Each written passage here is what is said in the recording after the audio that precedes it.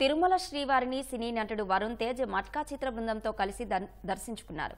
గురువారం మట్కా చిత్రం విడుదల సందర్భంగా స్వామివారిని దర్శించుకున్నారు. ఈ తెల్లవారుజామున వరుణ్ తేజ్ శ్రీవారి సేవలో పాల్గొన్నారు.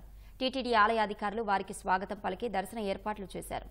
అనంతరం రంగనాయకుల మండపంలో పండితులు వేద ఆశీర్వచనం చేసి స్వామివారి తీర్థ ప్రసాదాలను అందజేశారు.